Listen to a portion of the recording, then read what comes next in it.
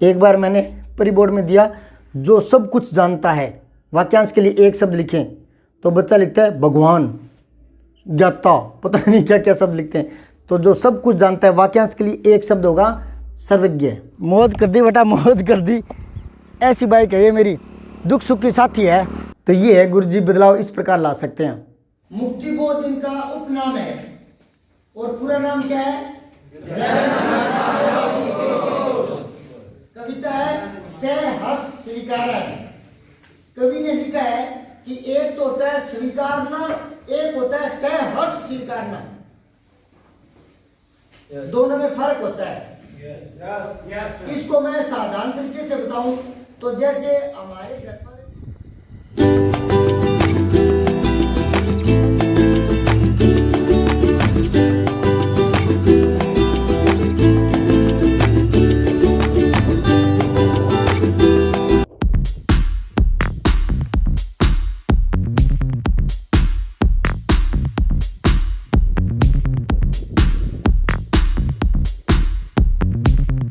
ये है मेरी BMW। आपको ताज्जुब होगा ये जानकर कि ये 2003 मॉडल है। वैसे तो इसने अपना सड़क पर घूमने का जो अधिकार है वो भी खो दिया, क्योंकि आपको पता है 15 साल के बाद में फिर से नवीनीकरण कराना पड़ता है। तो बहुत पुरानी मोटरसाइकिल है ये, लेकिन ये मेरी साथी है। अगर ये पंचर भी हुई है ना तो वहाँ हुई है जहाँ पर पंचर वाले की दुकान थी। और सबसे बड़ी बात ये है कि एक बार इसका पेट्रोल ख़त्म हो गया था और मैं कस्बे से 10-8 किलोमीटर आगे चला गया था। तो मैंने कहा ये तो काम ख़राब हो गया, जबकि ये धोखा देती नहीं है। लेकिन वहीं पर एक आदमी था, बोला क्या हुआ माठ साहब? मैंने कहा पेट्रोल ख़त्म हो गया। कि कोई बात नहीं, ये जो साथ में छोटी सी दुकान है ना, ये पेट्रोल रखता है, 100 रुपये लेगा, 20 रुपये ज़्यादा लेगा। वाह, मौज कर दी बेटा, मौज कर दी। ऐसी बाइक है ये मेरी, दुख सुख की साथी है। अब अपने अध्यापक लोग हैं, कोई 2 नंबर का धंधा तो है नहीं, तो इसी को BMW बोलते हैं। ये जीवन साथी है मेरी, कभी धोखा नहीं देती है। अब मास्टर की बाइक की बात आ गई तो एक बात बताता हूँ। एक बार एक गुरुजी थे, तो स्कूल में जा रहे थे, रास्ते में कोई आदमी मिला, बोला गुरुजी, हाथ किया गुरुजी के सामने। तो गुरुजी को दया आई कि यार कोई ज़रूरतमंद होगा। तो गुरुजी ने बाइक रोक ली, तो वो पीछे बैठ गया। थोड़ी देर बाद 2-3 किलोमीटर जाने के बाद में, और उसने कहा कि गुरुजी पेशाब करके आना, एक बार बाइक रोकना। रुक गए। गुरुजी ने भी क्या किया कि यार ये पेशाब करके आता है तो मैं भी पेशाब कर लेता हूँ। तब तक गुरुजी पेशाब करने लगे। उसका तो एक ये बनाया हुआ प्लान था, वो झट से आया और मोटरसाइकिल स्टार्ट की और चल पड़ा। थोड़ी दूर जाकर पीछे से कहता है गुरुजी, मैं तो कोई ज़रूरतमंद नहीं था, आपकी बाइक ले जानी थी, मुझे पसंद आ गई थी, ये ले जानी है। गुरुजी को बड़ा सदमा लगा। तो गुरुजी ने कहा कि ज़रूरतमंद की बात रख करके और ये जो बाइक लेने की तूने घटना की है, ये किसी को बताना मत, वरना कोई दोबारा से किसी ज़रूरतमंद को बाइक पर बिठाएगा नहीं और वो अकेला दुख पाएगा, खड़ा रहेगा, परेशान होगा। तो ये घटना किसी को बताना मत। वो गुंडे प्रवृत्ति का था, गुरुजी बेचारा शरीफ था, तो गुरुजी ने ज़्यादा विरोध नहीं किया, लेकिन मन में बहुत ज़्यादा उदास था। अब उसका देखो क्या हुआ कि वो जैसे ही आगे चलने लगा तो 5-7 किलोमीटर जाने के बाद उसका भी पेट्रोल ख़त्म हो गया। गुरुजियों के मोटरसाइकिल रिजर्व में ही होते हैं। आगे थोड़ी दूर चलने के बाद पेट्रोल पंप था, तो वहाँ वो जो गुंडा प्रवृत्ति का आदमी था उसने पेट्रोल भरवाना चाहा। तो जैसे ही गुरुजी वाली गाड़ी देखी तो पेट्रोल पंप वाला बोला, अरे ये तो गुरुजी की गाड़ी है, ये मोटरसाइकिल तो गुरुजी वाली है, तेरे पास कैसे आई? तो वो शक पका गया थोड़ा सा, बोला मैं तो यूँ थोड़ा काम के लिए मांग कर लाया हूँ। फिर वापस आया, वो अपने घर पर उस बाइक को रख दी। 2-3 दिन बाद की बात निकालूंगा। 2-3 दिन बाद निकाली, सब्जी लाने गया था, तो वहाँ उसकी बाइक देखी किसी सब्जी वाले ने, तो बोला अरे ये बाइक तो गुरुजी की है, तेरे पास कैसे आई? वो फिर शक पका गया। फिर एक बार पंचर निकलवा रहा था, तो उस पंचर वाले ने कहा ये बाइक तो गुरुजी की, तेरे पास कैसे आई? वो बड़ा परेशान हो गया। उसने परेशान होकर सोचा कबाड़िए को बेच आता हूँ। जैसे वो कबाड़िए के पास गया, कबाड़िए ने देखा, अरे ये मोटरसाइकिल तो गुरुजी का है, तेरे पास कैसे? वो बाइक गुरुजी के घर पर छोड़ के ही दम लिया। बोला गुरुजी मैंने गलती की, आपसे बाइक चुरा करके, आप इतने पहुँचे आदमी हैं, हर कोई जानता है आपको, सब्जी वाला, पेट्रोल पंप वाला, पंचर वाला, हर कोई जानता है। बोले यार आखिर धंधा ही तो गुरुजी का है ना, इनके सारे कोई बच्चे मेरे पास पढ़ते ही रहते हैं। तो बोला गुरुजी माफ़ करो, मैं गलती से आपकी बाइक ले गया।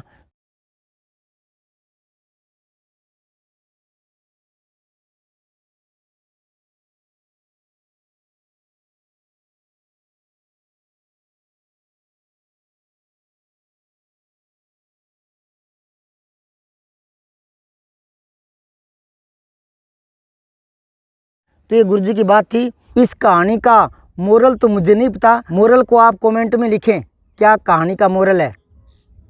ठीक है, एक और बात बताता हूँ गुरुजी की, चलिए देखते हैं। उसके लिए मुझे बोर्ड का सहारा लेना पड़ेगा। और हाँ, बोर्ड पर तो जाना ही है, क्योंकि ये कहानियाँ तो मैं यूँ ही सुना देता हूँ, आपको पढ़ाना मेरा उद्देश्य है। गुरुजन समाज में क्या परिवर्तन ला सकते हैं, इसका एक छोटा सा उदाहरण पेश कर रहा हूँ। एक बार पुलिस डिपार्टमेंट ने एक स्थान पर बोर्ड लगाया। बोर्ड पर क्या लिखा? No parking zone, penalty 250 rupees. इस बोर्ड का कोई असर नहीं हुआ, वहीं पर पार्किंग की जा रही थी। कमाल के लोग होते हैं, कुछ लोग बड़े कमाल के ही होते हैं। एक बार मैंने एक स्थान पर बोर्ड देखा जिस पर लिखा था स्वच्छ भारत अभियान, और उसी के नीचे कचरे का ढेर, उसी के नीचे।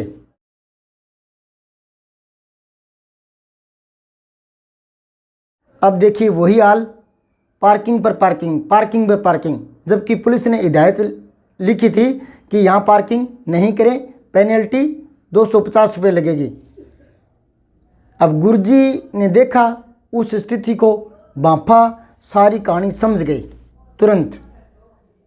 गुरुजी ने छोटे से 2 बदलाव किए और परिवर्तन की लहर आ गई। देखिए क्या बदलाव किए। गुरुजी ने ये हटा दिया और ये हटा दिया, बस। पार्किंग जोन रुपये 250, अब वहाँ पार्किंग हो ही नहीं रही, कोई आ ही नहीं रहा। तो गुरुजी को सम्मान देने के लिए और इस कार्य के लिए इस वीडियो को शेयर करें। चलिए, अपना तो मूल काम एक ही है, पढ़ाना। इतना आपका मनोरंजन किया है, इतनी गजब की बात बताई है, तो भले 2 मिनट पढ़ लिए, पढ़ना तो पड़ेगा। कई बार क्या है कि क्लास में भी मैं बच्चों को बहला फुसला कर ही पढ़ाता हूँ, पढ़ाई में मन ही नहीं होता बच्चों का। पढ़ाना पड़ता है, तरीके अपनाने पड़ते हैं, ध्यान आकर्षित करके फिर पढ़ाना पड़ता है। तो लीजिए, मैं छोटी सी जानकारी दे रहा हूँ। परीक्षा में ऐसे प्रश्न आते हैं कंपटीशन में, भिज्ञ का सही विलोम शब्द छांटिए। कई बार तो भिज्ञ का अर्थ नहीं पता होता और थोड़ा बहुत पता भी होता है, तो भिज्ञ का अंदाज़ा लगाते हैं अभिज्ञ। हाँ, यही होना चाहिए। यहाँ से भिज्ञ अभिज्ञ, उनके दिमाग में क्या आता है? न्याय अन्याय, सफलता असफलता, धर्म अधर्म, भिज्ञ अभिज्ञ। फिर दूसरा ऑप्शन पढ़ लेते हैं अनभिज्ञ, उदार अनुदार। अब 2 जब इसके विलोम लग रहे हैं तो फिर तीसरा तो होना ही चाहिए, यूँ सोच लेते हैं। और ये पढ़ाई है उपयुक्त सभी दिमाग खराब करने के लिए, तो वो इसी को चुनकर आ जाते हैं।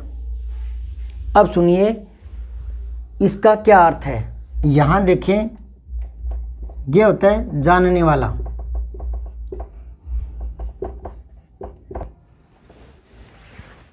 इसका उच्चारण हमें ये करने लगे ये कालांतर में, जबकि ये सही जो है ना वो है जय, जग, जय आधा प्लस में ये ज्ञानी। हम क्या बोलते हैं? ज्ञानी, है ना। उच्चारण बदल गया इसका थोड़ा समय के साथ है, लेकिन ये सही जो है वो ये है। जैसे कई बार रामदेव बाबा को देखा होगा, विज्ञान ऐसे बोलते ना, हम बोलते हैं विज्ञान, तो हमने इसका ये उच्चारण करना शुरू कर दिया, ठीक है, जबकि सही मायने में ये उच्चारण है जी, ठीक है। इसे याद रखना, ये भी कंपटीशन में पूछा जाता है। अब देखो ये तो है जानने वाला, अब जो नहीं जानता तो अज्ञ,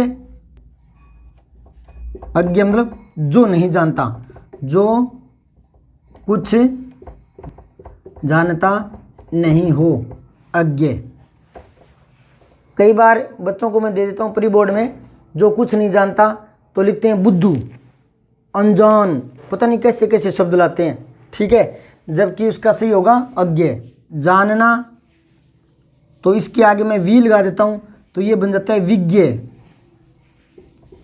विज्ञ, वी आता है विशेषता के लिए या विशिष्ट बनाने के लिए। जब वी उपसर्ग लगता है ना तो वहाँ दो परिवर्तन होते हैं, या तो वो वी उस शब्द का अर्थ बदल देता है वी लगने के बाद, और अर्थ नहीं बदलता तो नवीनता ला देता है, नवीनता। जैसे भाग है, भाग, इसके आगे वी लगा दोगे तो अर्थ बदला नहीं है, उल्टा नहीं हुआ, विपरीत नहीं हुआ, पर उसमें नवीनता आ गई, विभाग, ठीक है।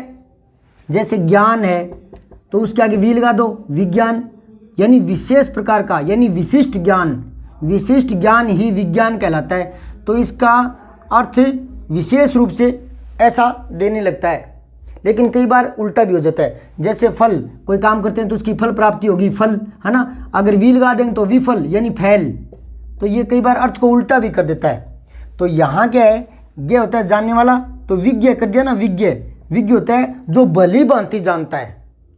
और अगर प्री बोर्ड में दे देते हैं जो भली भांति जानता है, वाक्यांश के लिए एक शब्द लिखिए तो वो लिखेंगे जानकार। पता नहीं कैसे कैसे शब्द अपने आप ही करते हैं। तो यहाँ आपने नोट किया, एक तो है अज्ञ जो कुछ नहीं जानता, एक है विज्ञ जो भली भांति जानता है।